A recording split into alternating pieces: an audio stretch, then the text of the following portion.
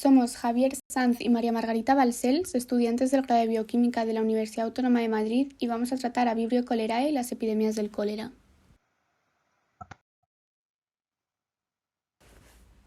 Esta es Vibrio cholerae, la bacteria que provoca el cólera en humanos. Es una bacteria gram negativa que pertenece al orden de los vibrionales. Su estructura en forma de bastón contiene un flagelo que le permite el movimiento y además es una bacteria anaerobia facultativa cuyo metabolismo es fermentativo, ya que puede fermentar, entre otros, glucosa.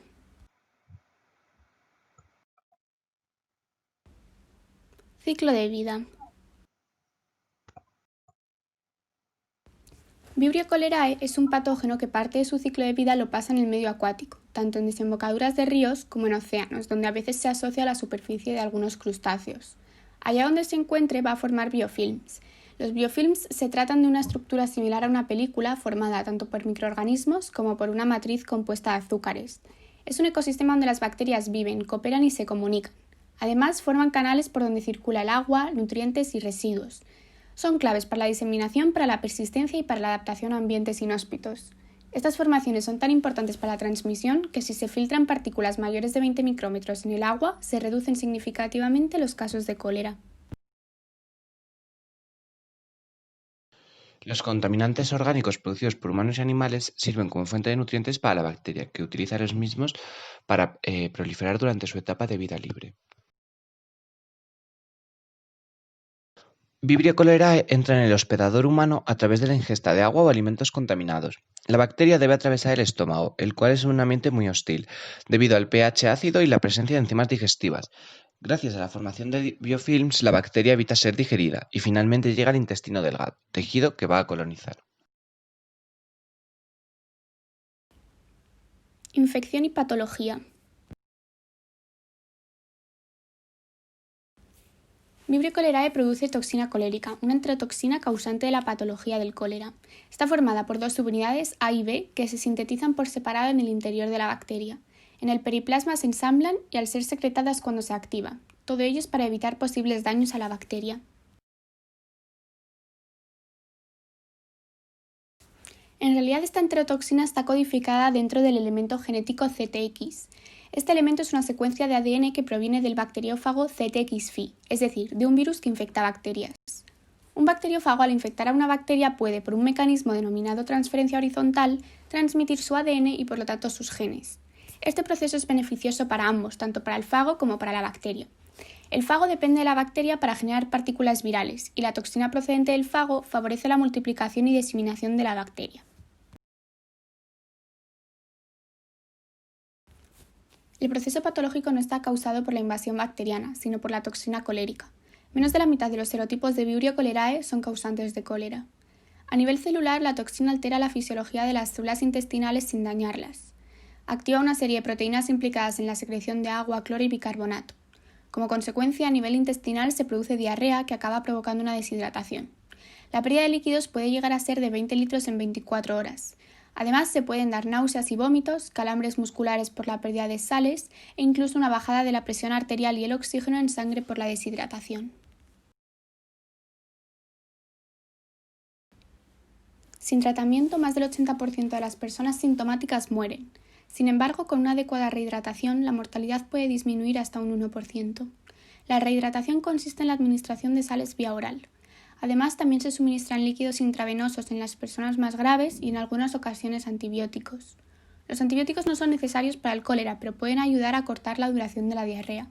Con el mismo objetivo también se suelen suministrar suplementos de zinc normalmente en niños.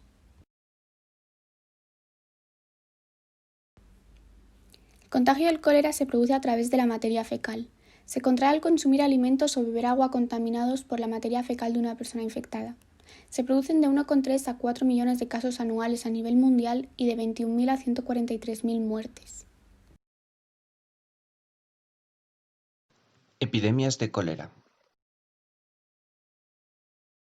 Preguntamos a varias personas que dónde creían que se había originado el cólera y en qué países había estado presente. Entre las respuestas destacamos: se originó en zonas industrializadas de Europa y se extendió a África y Sudamérica.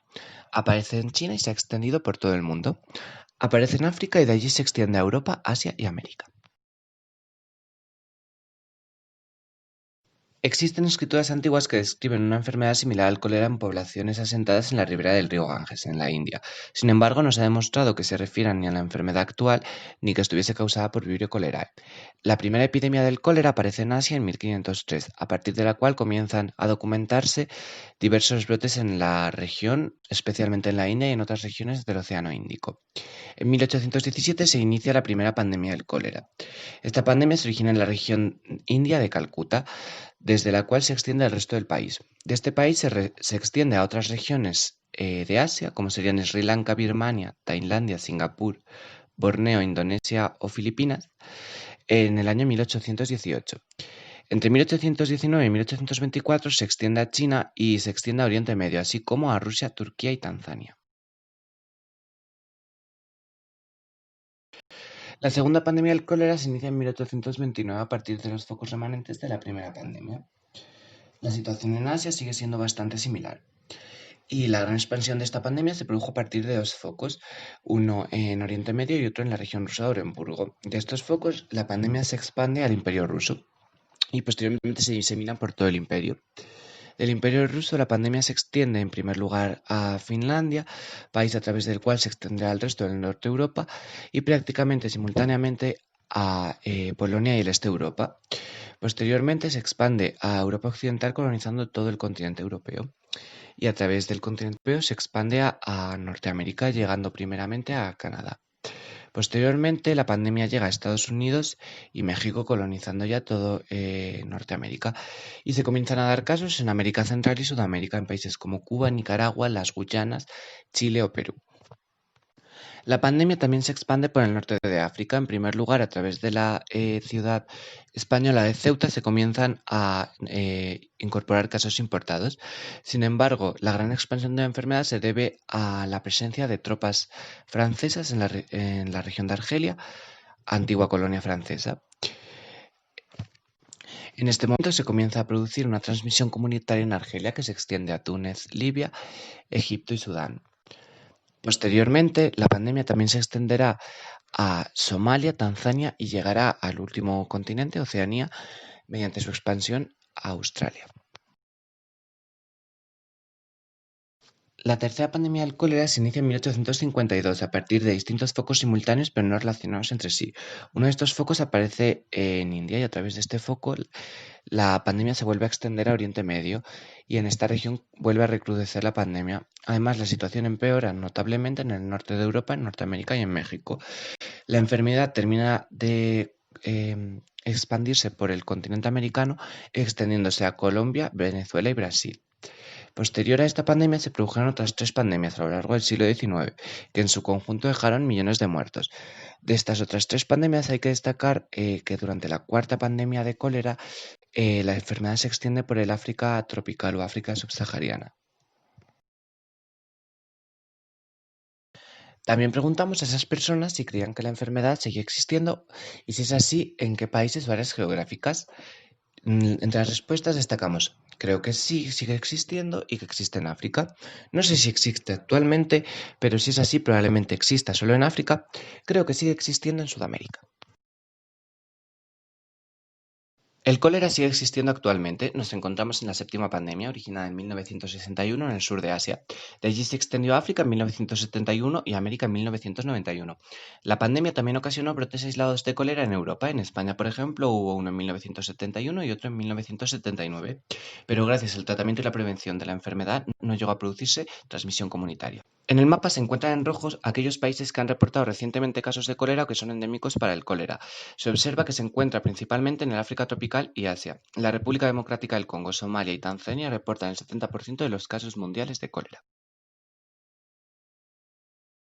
Finalmente, nos gustaría destacar a modo de curiosidad que esta enfermedad, así como muchas otras, han influido en nuestro modo de vida. Hasta el siglo XIX en España los cementerios se encontraban dentro de las ciudades, cercanos a hospitales e incluso se enterraba gente en las iglesias. También era típico mantener las fosas familiares abiertas a la espera de nuevos difuntos. Sin embargo, a raíz de la transmisión comunitaria del cólera se cambió por completo el modelo de planificación urbana y comenzaron a construirse los cementerios en las afueras de las ciudades. Y esto es todo, esperamos que os haya resultado interesante y muchas gracias por vuestra atención.